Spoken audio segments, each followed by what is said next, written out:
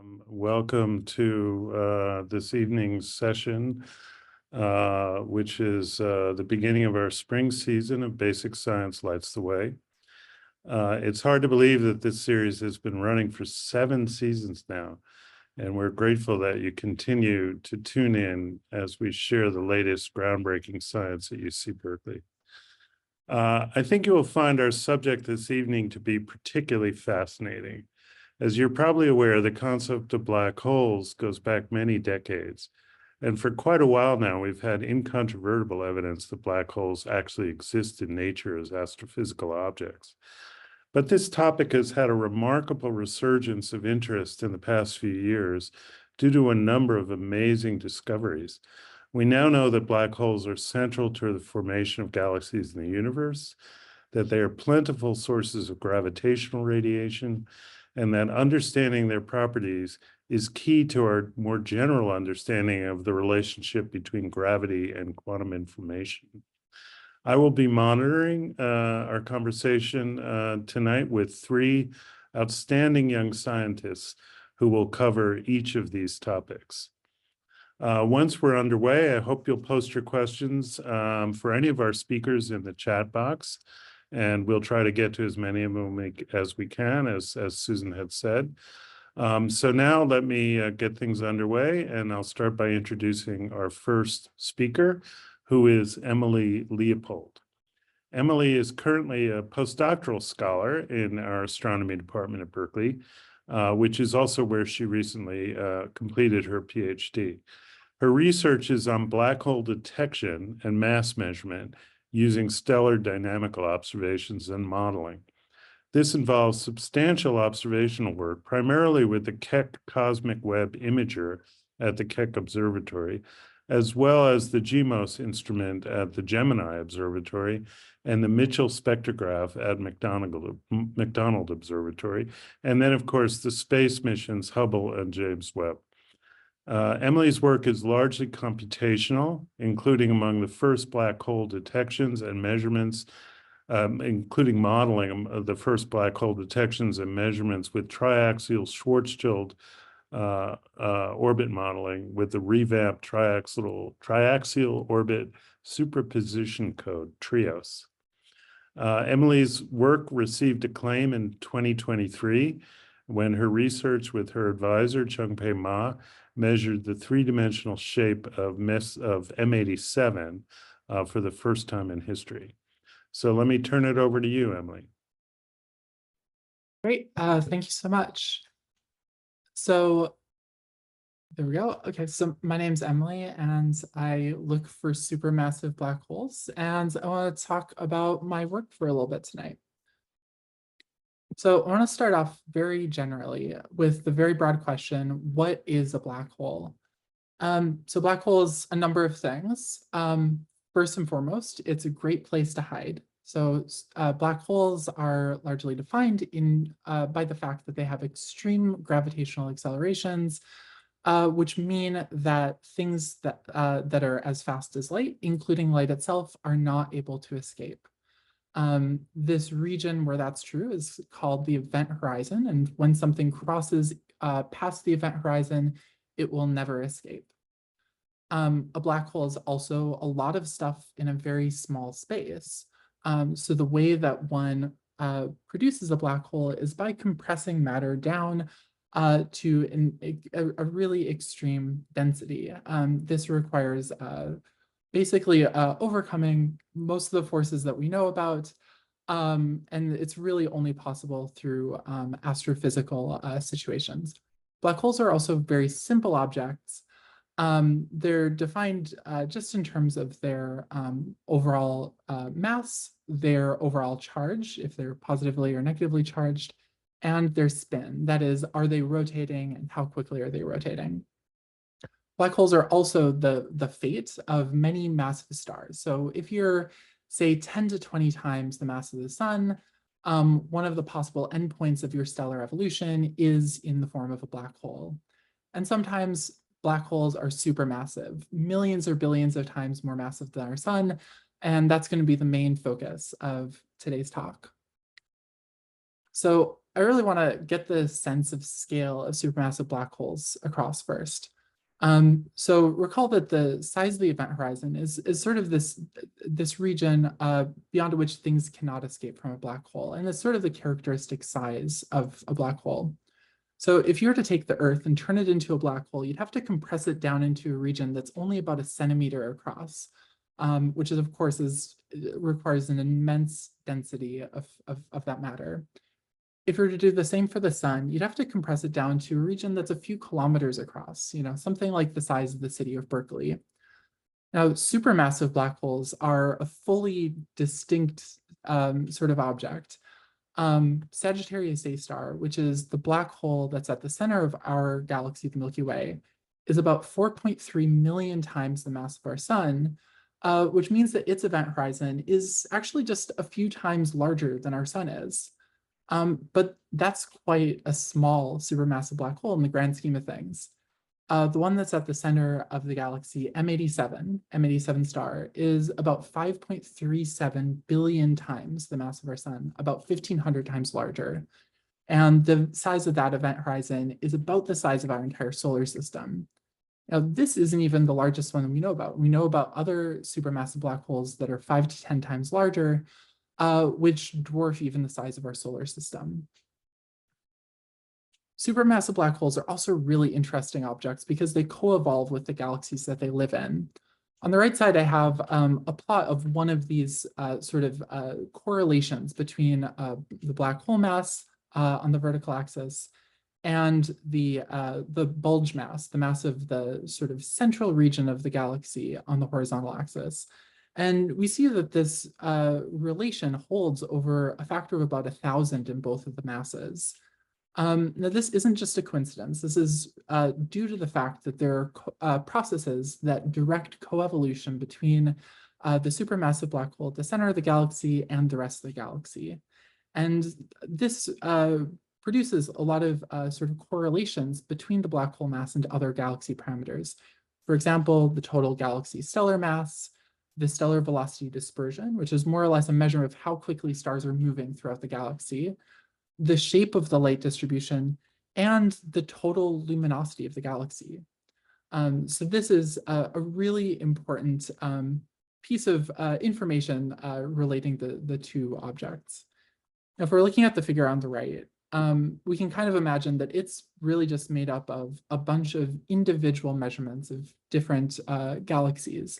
So if we want to improve our understanding of these underlying relations between black holes and the galaxies they live in, we really have to refine each individual measurement as best as possible.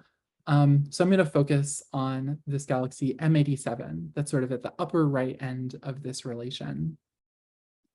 So how do we find a supermassive black hole? So on the right side, I have an image of M87. It has a famous jet that's pointed off to the right side. And I also have a couple of these colored contours that aren't especially important at the moment. So if we want to find a supermassive black hole, one of the first steps is that we want to measure the light distribution of the galaxy very carefully. Now, this light distribution tells us more or less where the stars are in the galaxy, which tells us a lot about the overall mass distribution of the galaxies. Presumably, the mass of the stars traces the light of the stars. The work in our group here at Berkeley is primarily in stellar dynamical measurements of supermassive black holes. That means that it ultimately comes from motions of stars. So, of course, that means that we have to measure the motion of stars.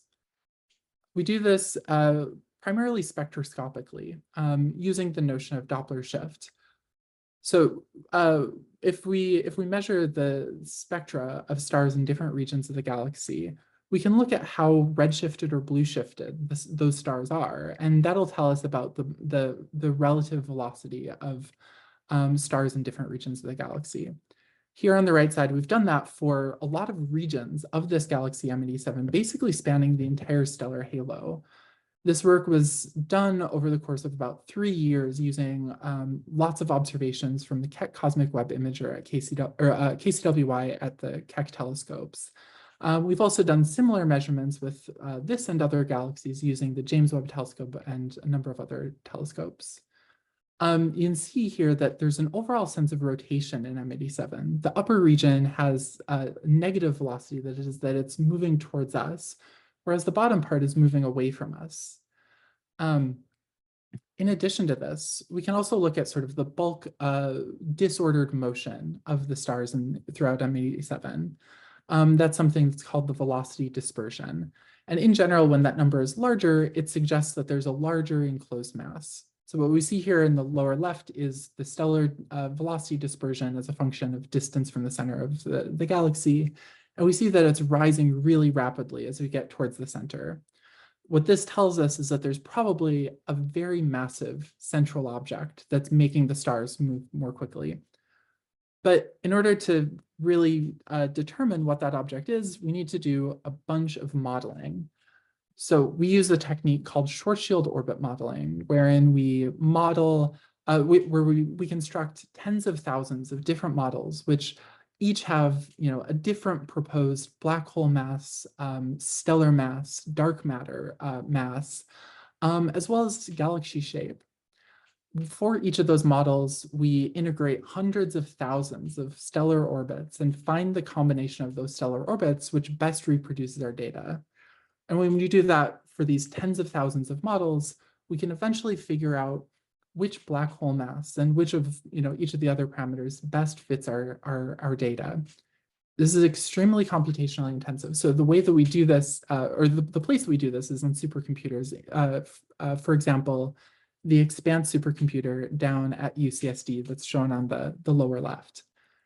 And the endpoint of all of this modeling is a measurement of the black hole mass at the center of M87, which we find to be 5.37 billion solar masses. That is 5.37 billion times the mass of our sun. Now, this is a measurement that's sort of at the endpoint of almost half a century of other measurements of the black hole at the center of M87. In fact, the first claim of a supermassive black hole really starts with this paper by Sargent back in 1978. And as folks have built additional techniques and additional methods for doing modeling, folks have looked at M87 and remodeled it to really refine that measurement. Our measurement is also special in the sense that it tells us about the intrinsic three-dimensional shape of M87, which we see kind of graphically in the upper left. We find that it's not especially round and it's not especially squashed, but instead, M87 sort of has this elongated, somewhat egg-like shape. So I think that that's all that I want to show you guys today. So if you guys have any questions, I'm here to answer them. Okay, thanks, Emily. Thanks very much for a very nice talk. A couple of questions we have. You talked about finding black holes by the light distribution. Are there other methods for finding supermass black holes? Yeah, so there are a number of methods that people have been developing over the years. So most of the stuff that we do in my group here involves stellar dynamics, where we trace the motions of stars and work out the mass distribution based on that.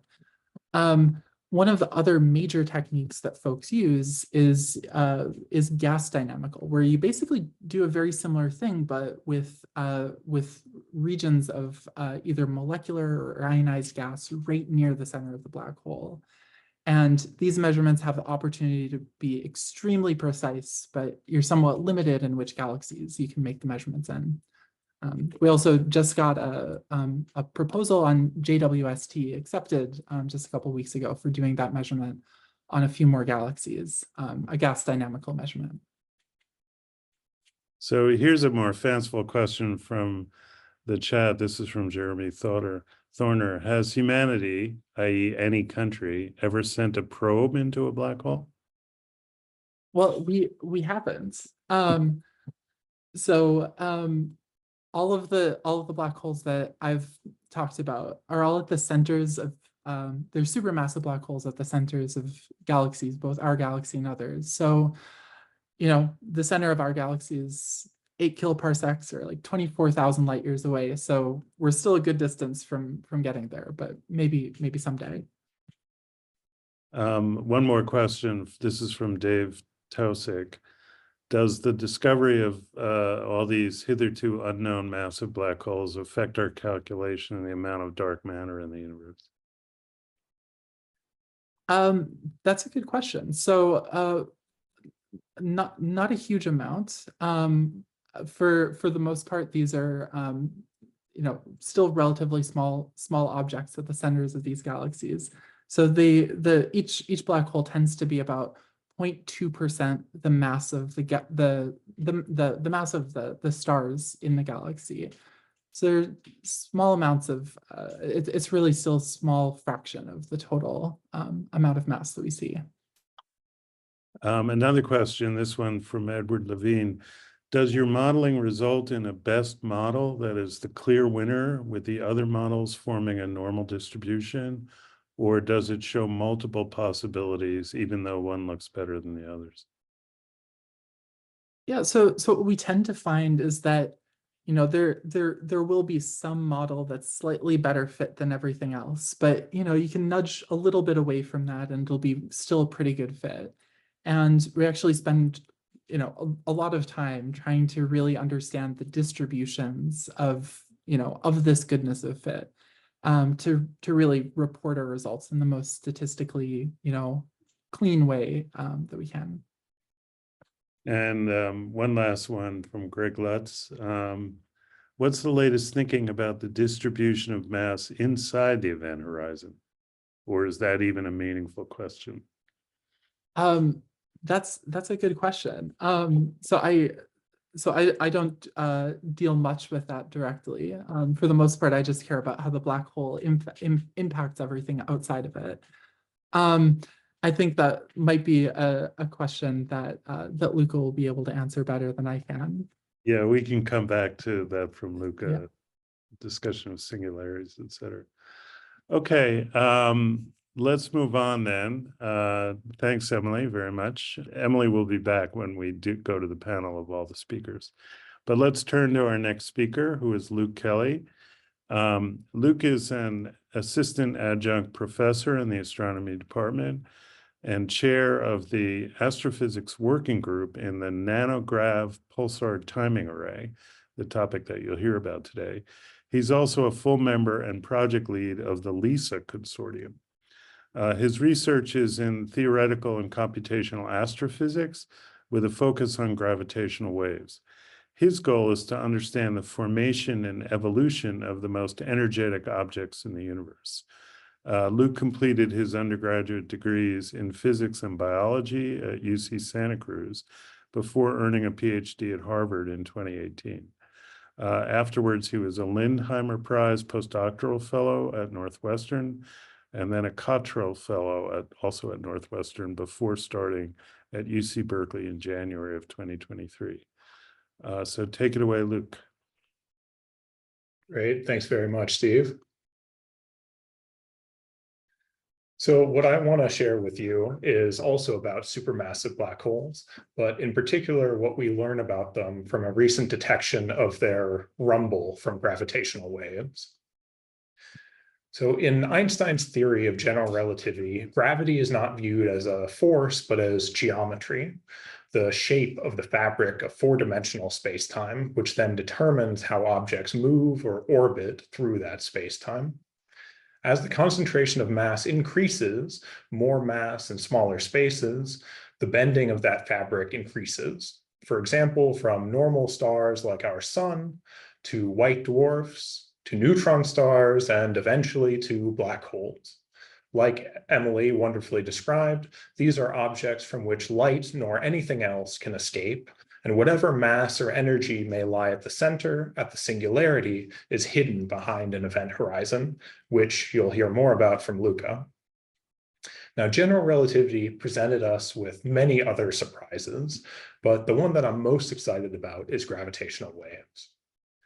So when objects in general relativity move in particular asymmetric configurations, for example, when two masses are orbiting in a binary, then ripples they generate in the fabric of space-time actually propagate outwards as gravitational waves.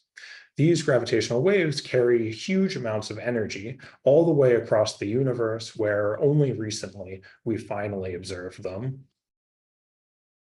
Maybe you've heard of gravitational waves before, but you're probably more familiar with electromagnetic waves or electromagnetic radiation.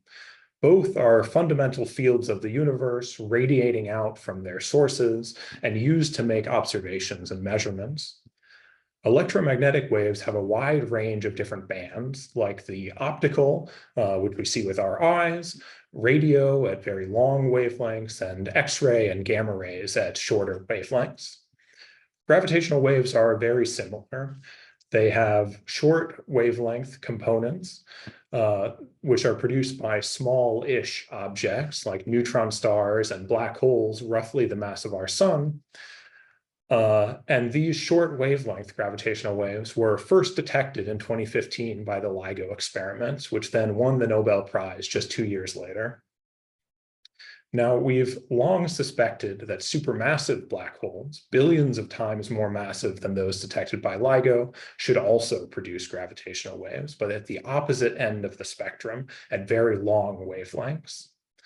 Now, just last summer, this new window into the gravitational wave spectrum was detected for the first time. But how do we detect gravitational waves at all? Well, remember that gravitational waves are ripples in the fabric of space-time. So as they pass by the Earth, they change the actual distance and the passage of time between 2 points in space. So LIGO uses lasers to compare the distances along 2 perpendicular arms. And by looking for specific changes, but changes in the differences between these 2 distances, they detect the presence of gravitational waves. Now, the wavelength of the gravitational waves they search for is many miles long. So they actually have to use miles-long vacuum tubes to shine these lasers and look for signals. Now, long wavelength or low frequency gravitational waves, the type I'm interested in, they require an entirely different type of detector. Instead of using lasers, we use objects called pulsars. Now, these are objects about 3 times the mass of our sun. They're compressed into the size of roughly San Francisco or Berkeley, like Emily said, and spinning faster than your kitchen blender. Now, these pulsars emit beams of radio emission. And so every time they spin, that beam of radiation points towards the Earth, and we see a pulse of radio emission. These pulses arrive at incredibly precise intervals, which allows them to be used for precision measurements, just like lasers on Earth. But to know that what we're measuring is gravitational waves, we actually have to use arrays of dozens or hundreds of pulsars. So we look for deviations in the arrival times of these pulses, check that the deviations are statistically consistent across all of the pulsars that we monitor, and that is what really tells us that we're seeing gravitational waves. And that's also why these experiments are called pulsar timing arrays. So I'm a member of the NanoGrav collaboration, which is the pulsar timing array centered in the United States. Now, you can't tell the story of pulsar timing arrays, and especially NanoGrav, without talking about Berkeley. So one of the biggest innovators of pulsar timing arrays, and a founding member of NanoGrav specifically, was Donald Backer, a Cal professor who was chair of the astronomy department before sadly passing away prematurely. Unfortunately, I never had the chance to meet him, but his paper, Constructing a Pulsar Timing Array, is one of the absolute most famous in the entire field. Now, what I'm showing here is the actual locations within the Milky Way of the roughly 60 pulsars used in the NanoGrav data. This data set has been developed over the last 20 years, collecting millions of bursts from these radio pulsars all across the sky. Now, all of those signals are pieced together statistically to construct a galaxy-scale gravitational wave detector. Finally, after 20 years of development and that 15 years of data, we actually detected these low frequency gravitational waves for the first time. Now, what was detected was actually a gravitational wave background. So if you take a single supermassive black hole binary, it produces a single gravitational wave frequency or wavelength. This is like a single instrument. Now, the gravitational wave background that we detected is more like a hum or a rumble from thousands or millions of black hole binaries throughout the universe, like an entire symphony. So now is when the most exciting science really begins. We have this entire symphony of new information to probe, to explore the mysteries of these incredible objects and try to understand how they form and how they evolve. So galaxies are composed of gas, of dark matter, and billions of stars. And again, as Emily said, we know that deep in the centers of these galaxies reside these supermassive black holes. We also know that galaxies often merge with each other as they grow over cosmic time, which you can see here in these Hubble Space Telescope images. Now, this presents the opportunity to bring two supermassive black holes together and form a binary.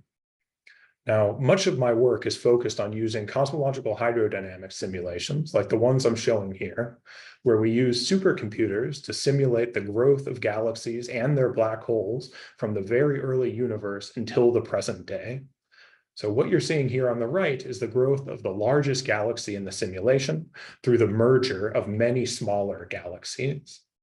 Now you'll see old stars which appear as red, and then young stars that have only recently formed appear blue. Now, inside this simulation, although they're too small to see, but in the centers of each of these galaxies, we also include a growing supermassive black hole.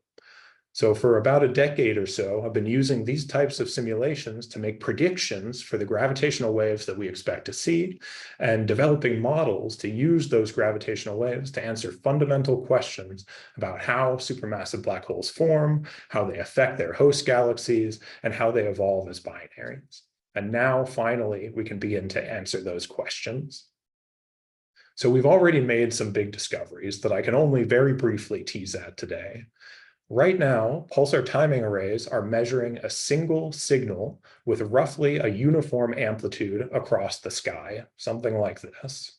Now, my incredible graduate student, Emiko Gardner, has found that very soon, we should actually be able to break down where that signal is coming from and distinguish individual loud binaries, hearing the individual instruments from that full symphony. So now the race is on to measure those signals, and Emiko's work has suggested that we really might not have long to wait at all. So I'm very excited about this.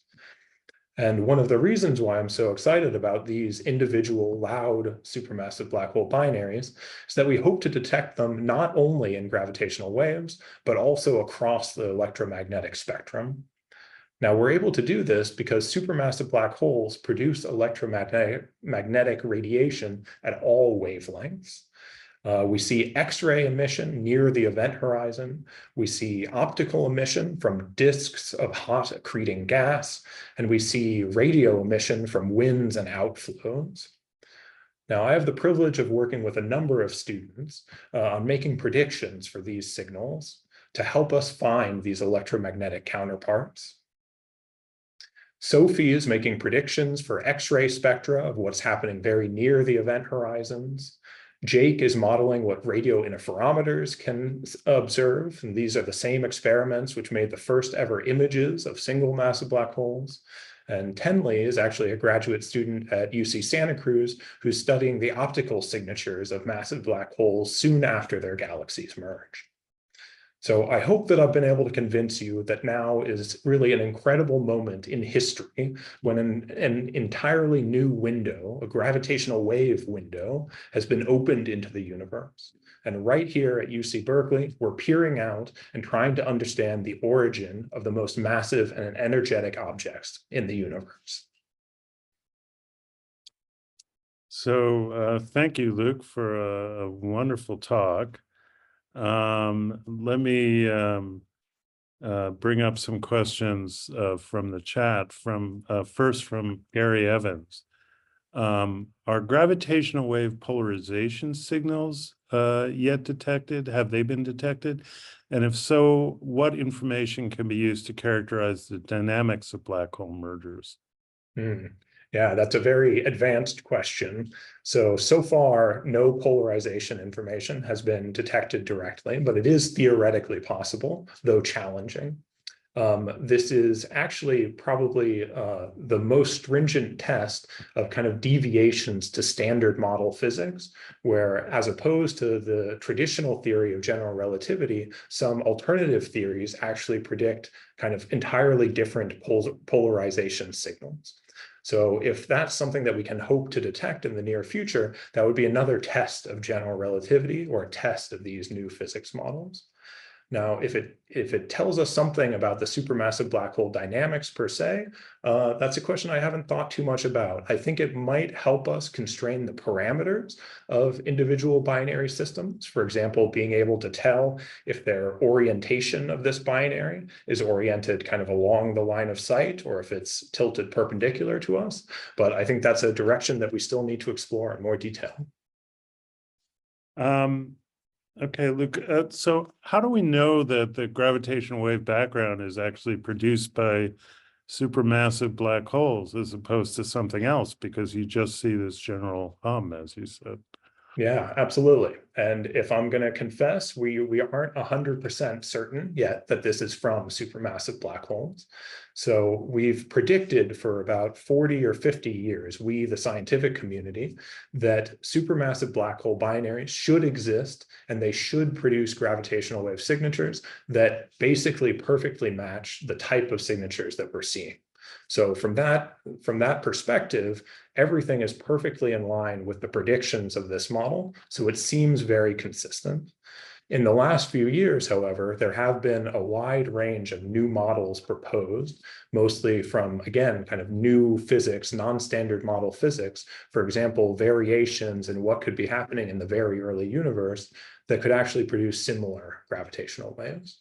And so far, we actually haven't been able to demonstrate for sure that it's actually binaries instead of these non-standard model methods. But the reason why decomposing the gravitational wave background sky into individual loud sources is so important is because that would definitively demonstrate that it is coming from supermassive black hole binaries. And at some point, if we keep looking for these individual binaries and we never see them, then that would be a very strong indicator that, hey, maybe this isn't actually coming from binaries. This could be coming from something like axions or inflation or cosmic strings. So a question from Mark Benzadune. How many supermassive black hole binaries are actually known to exist now? Before this recent gravitational wave detection at low frequencies, there is not a single 100% sure example of a supermassive black hole binary. So while they've long been theorized, we've never found a rock solid example of one. That being said, there are a large number of candidates. So I would say that there is something like half a dozen strong candidates and maybe 100 or 200 kind of marginal or questionable candidates that a huge number of astronomers are continuing to observe and monitor to try to get better observations and better constraints to really test whether those are actually binaries or not. And in some cases, these candidates, you would actually predict that they should produce gravitational waves louder than what we've actually seen. So in those cases, we can kind of start to rule those candidates out.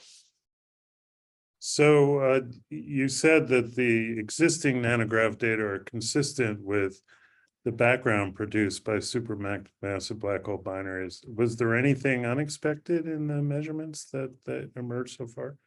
Yeah, actually. So there was kind of a mild surprise where the amplitude of the gravitational wave, so the loudness of this signal, was actually a bit higher than we expected.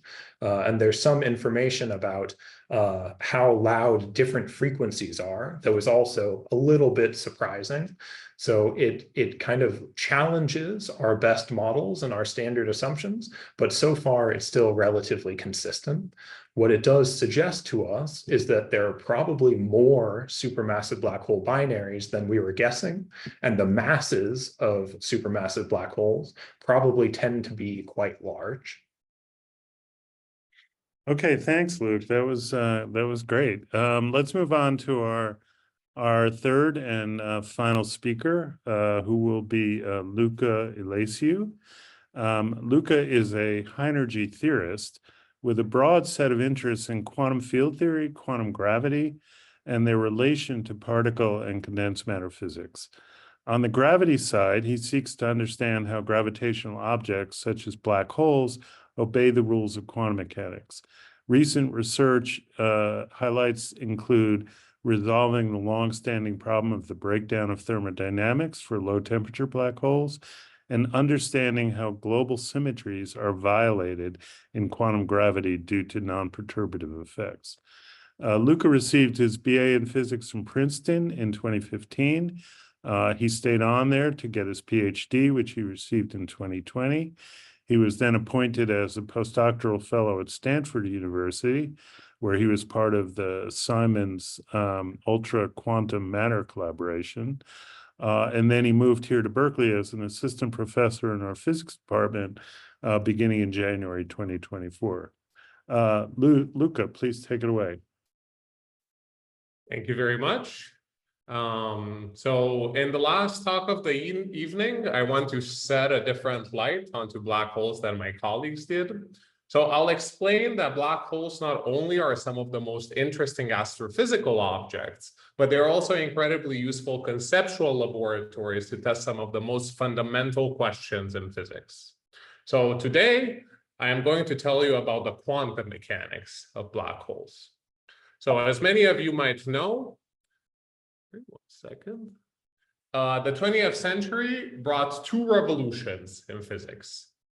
One is the discovery of quantum mechanics, which explains that the states of our universe are not deterministic. And the other is the discovery of general relativity, which explains how space and time itself interacts with physical objects, such as you and me. Both of these theories are universal in the sense that they should be applicable for every object in the universe at absolutely every length scale. However, there is a big problem, which is we still don't know how to unify the two. Namely, we don't understand how do we describe quantum states in a gravitational system. Black holes, on the other hand, are at the forefront of answering this question. On the one hand, as Emily and Luca explained, black holes are gravitational objects. On the other hand, in a remarkable discovery, Stephen Hawking discovered that black holes are seemingly forced to radiate.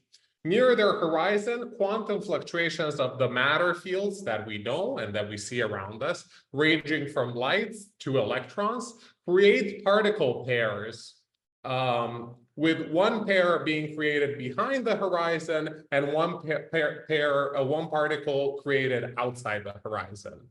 The particle created outside of the horizon can escape the black hole's gravitational pull and makes up the black hole's radiation, which is called Hawking radiation. Now, the spectrum of particles that these black holes emit hold absolutely no information according to Hawking's calculation. It is a perfectly thermal spectrum, what physicists call a black body spectrum, that is solely described by the temperature of the black hole. So here you could see how the spectrum looks like as a function of radiation intensity and wavelength. Thus, the horizon of a black hole seemingly behaves like a piece of coal. They both just emit thermal radiation. While coal might be interesting to study in its own right, it is not that interesting. So why are black holes interesting and useful to think about? Well, in the previous arguments that I gave, there is one major problem. if you think about it deeply enough, information that falls into the black hole eventually can seemingly be erased. As strange as quantum mechanics is, and speaking from experience, it is indeed very strange, this should actually be impossible. So let me explain why information is seemingly erased. So let's consider a little cube that's drawn on your screen. That let's say that that's your laptop, and let's say we throw your laptop inside of the black hole.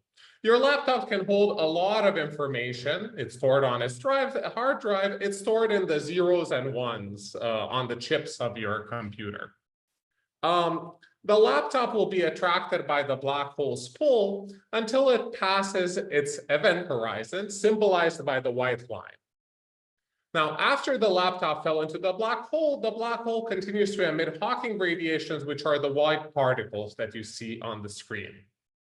Since the particles carry away some energy, the black hole loses some mass just by conservation of energy and shrinks up to the point when it disappears and only the radiation, the Hawking radiation, is left. So let's analyze the situation a little bit. On the one hand, as Emily said, general relativity tells us that black holes are great places to hide. They are such good places to hide that no amount of information from the laptop is hidden in the black hole, can seemingly escape from its horizon.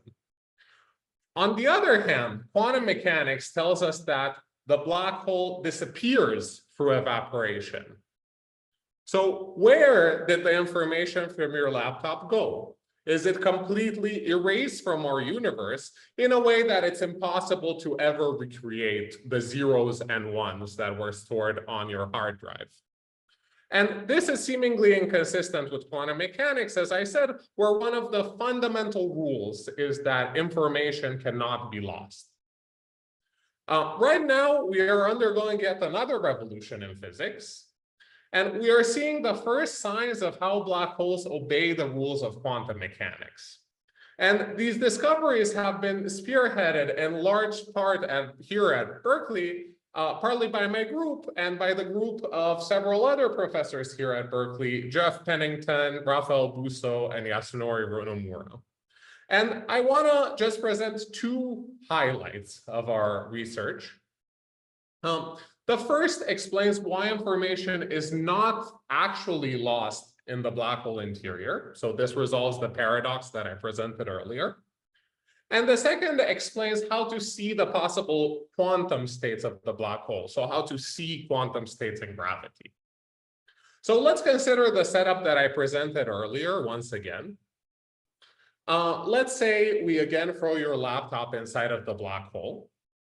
Once again, the black hole, after the laptop falls in, and as it falls in, keeps emitting Hawking radiation. But this time, let's collect the Hawking radiation far away from the black hole in a big box. So let's say you keep the radiation in this big box. It has its box with mirrors on its edges, and you get a chance to analyze it. It turns out that all the information that fell inside of the black hole is secretly encoded in the radiation. However, it is encoded in an incredibly complicated fashion. It's so complicated, the way in which it's encoded, that it doesn't take a regular computer to decode the information in the black hole. There's so much information that it takes a quantum computer to decode the information in the black hole. However, with enough time, one can in principle recover the zeros and ones that were on your laptop before it fell into the black hole. So we now know that information is not lost. We can recover it. It is just encoded in an incredibly complicated manner in the particles that radiate away from the black hole. So what other features should black holes have if they truly obey the rules of quantum mechanics? For that, let's look at one of the simplest quantum systems that you learn about in your undergraduate years. the hydrogen atom. That's one of the basic building blocks of quantum mechanics. In quantum mechanics, the energy levels of isolated systems are discrete. For instance, if you look at the radiation that a hydrogen atom emits as it goes from an excited level to its ground state, we don't see light with absolutely energy. We only see lights with very specific energies or very specific wavelengths that are represented here on the screen. So we don't see light that's yellow coming from hydrogen atoms. That means that the energies that are associated to the hydrogen atom are quantized. Now, just like the energies of the hydrogen atom are discrete, we are now finding that the possible masses that a black hole has are also discrete, but they are just very closely spaced together. So as a black hole loses mass and it becomes smaller, it can emit photons or other particles, but only with very specific energies. Just like the hydrogen atom, it's just that these energies, the possible masses of the black hole, are very closely and chaotically spaced together. So we are just at the beginning of this revolution in which we hope to see much more. We hope to understand a unified theory of quantum mechanics and general relativity that will help us answer even harder questions, ranging from what do you feel when you fall inside of a black hole to what happened in the first moments of our own universe.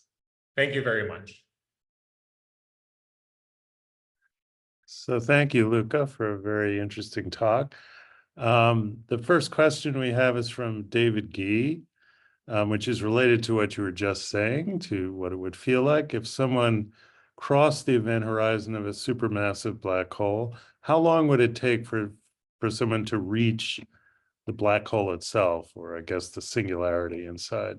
And also, as you're being stretched and pulled toward the black hole, would you be able to perceive that you were in trouble?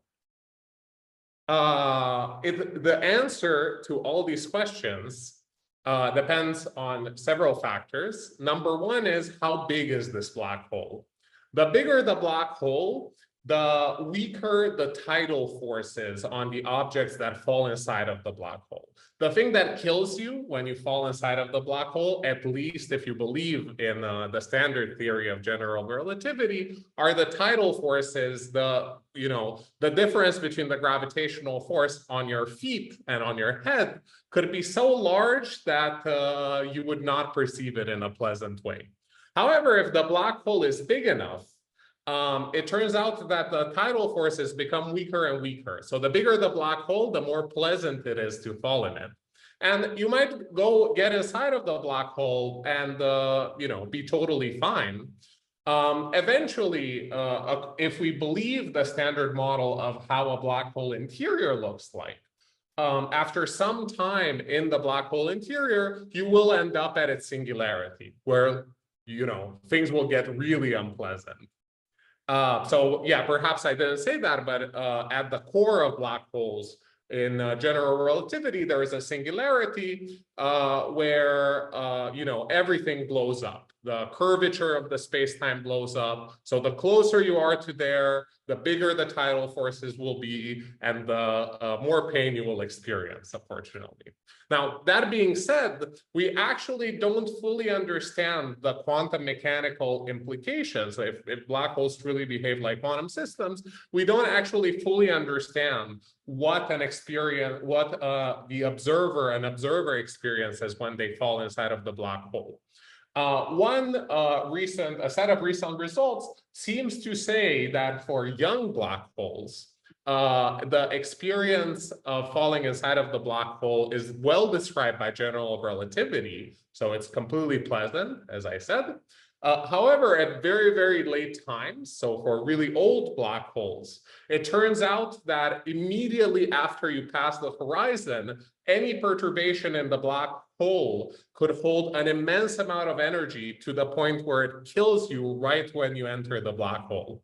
So entering a young black hole seems safe.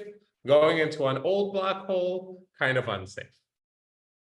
So actually, on that note, you mentioned that black holes are evaporating and eventually will disappear. So the massive black holes that Emily and Luke talked about, are they going to go away, poof, at some point? Yeah, supposedly it will take a very, very, very long time. But eventually they'll disappear.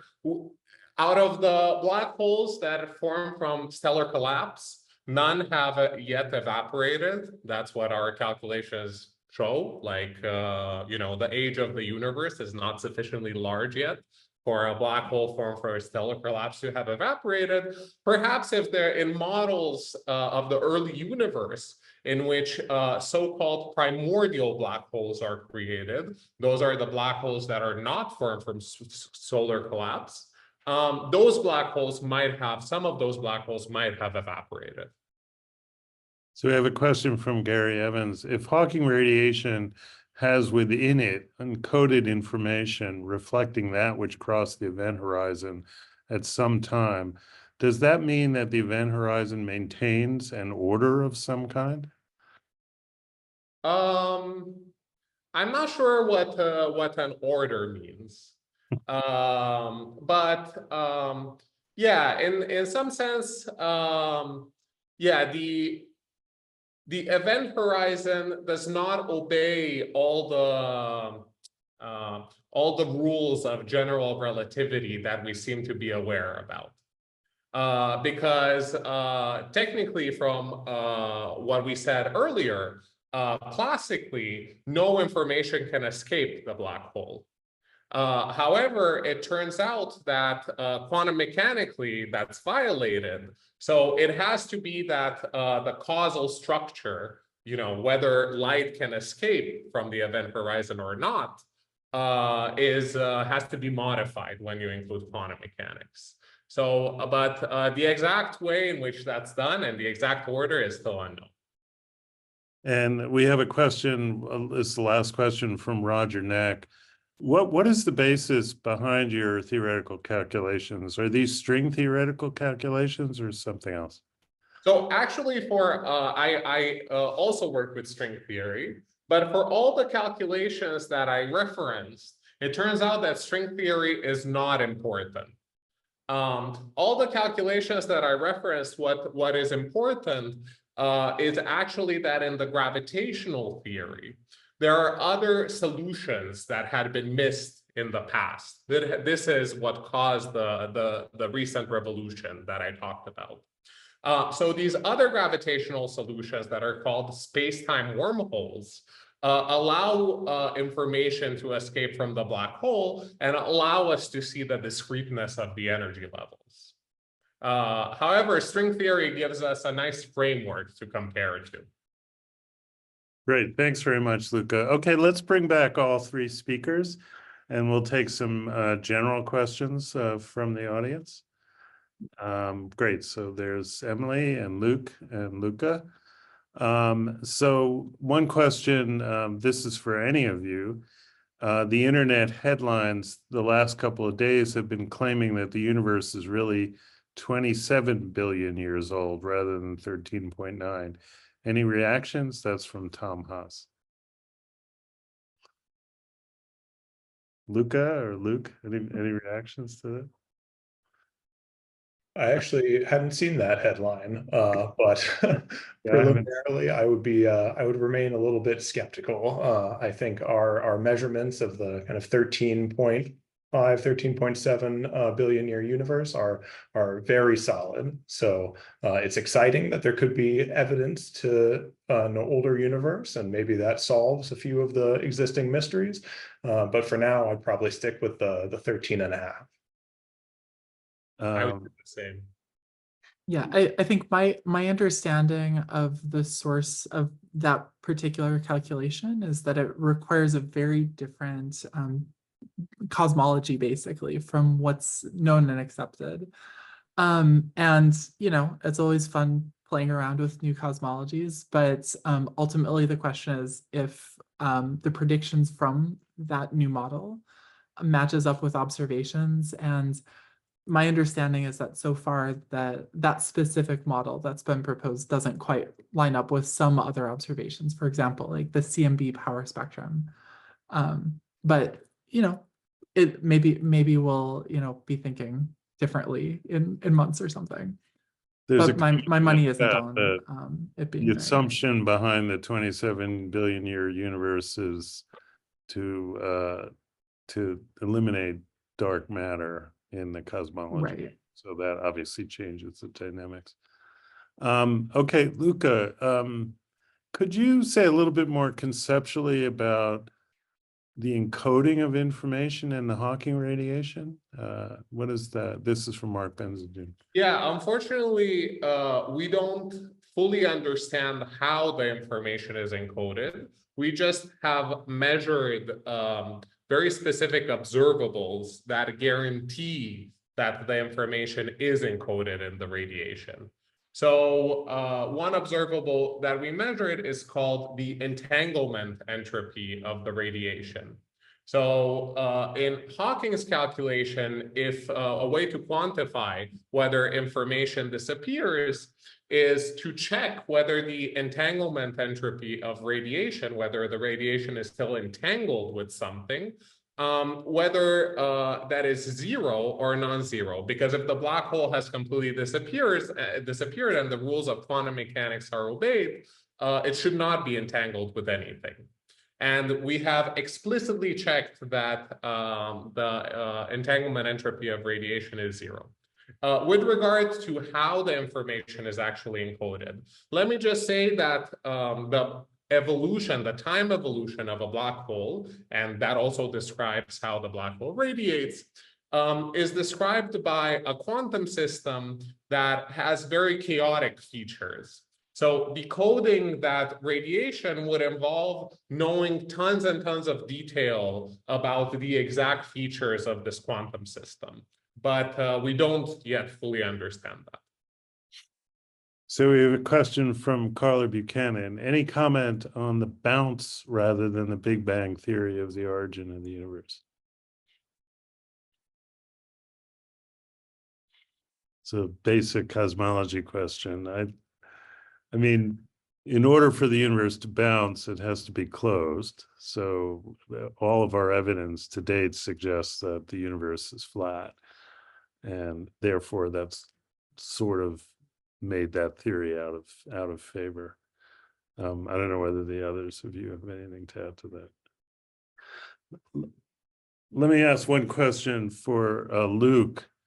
Could you say how we would begin to split the background into individual sources? What features would you see in your pulsar measurements that would start to identify individual sources? Yeah, absolutely. So one of the first signals would be kind of seeing different amounts of gravitational waves from different parts of the sky. So if you imagine that you have a perfectly smooth background kind of all around the sky, and then one loud source somewhere, then whichever direction that loud source is coming from, we would expect to see stronger gravitational waves. So even if we weren't able to actually pinpoint exactly where that source was, in the early days, we would still expect to be able to say, okay, this half of the sky is still brighter than the other half of the sky. So right now, we still can't do that. It looks like both sides are consistent with each other. But as the next few years go along and we continue to collect more data, we should become more and more sensitive to those types of anisotropies in the sky. Another probe that we can do is actually look at the distribution of amplitudes at different frequencies. So there's a pretty kind of clean prediction for how much power there should be at low frequencies versus higher frequencies in gravitational waves. And if we were to see some sort of sharp deviation in that, so we see a particular range of frequencies or wavelengths in which there seems to be extra power, that could also be a strong indicator that maybe there's some sort of nearby or particularly massive or loud binary that's actually contributing to that. And that wouldn't require any spatial information about where it's coming from on the sky. So there are kind of a few different methods that we could use. And then just a question from Bruce Kahn. This is also for you, Luke. The Nobel Prize winning work of Hulse and Taylor on the millisecond pulsar, does that contribute to the basis of any of your work? Could you comment on that? Yeah, absolutely. So this work was measuring a binary pulsar system, so two pulsars in a binary orbit. And because of these incredibly reliable pulses of radio emission, they were able to detect that the orbit of these two pulsars was coming closer and closer together. And the observed merging of that system perfectly matched with predictions for gravitational wave emission, which carries away energy and allows these binaries, these pulsars, to come closer together. So without that kind of first indirect detection of gravitational waves, the whole field, I think it would have been kind of lacking inspiration and lacking solidarity. So just having that demonstration that gravitational waves are out there and just waiting to be detected directly was crucial. On a more practical standpoint, the techniques that they developed to turn pulsars into precision measurements are exactly the same techniques that we still use. So this is mostly about how to mitigate all of the different noise sources. And there's a huge amount of noise sources that actually make the data really, really messy. So dozens of people have spent their entire careers just determining how to cut down this noise to make the precision measurements. And a lot of these people were actually trained personally by Hulse and Taylor in their early careers. So their work and their discovery was absolutely instrumental. Okay, great. Unfortunately, that brings us to the end of our time.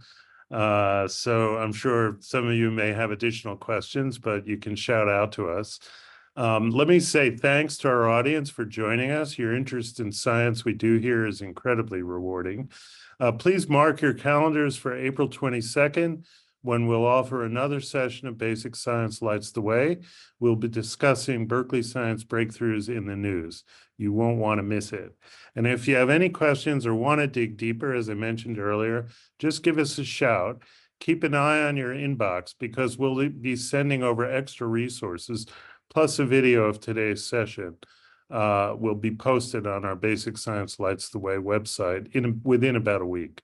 So if you miss anything, you can always catch up there. Thanks a bunch for being here. Till next time, stay curious, let there be light, and go Bears.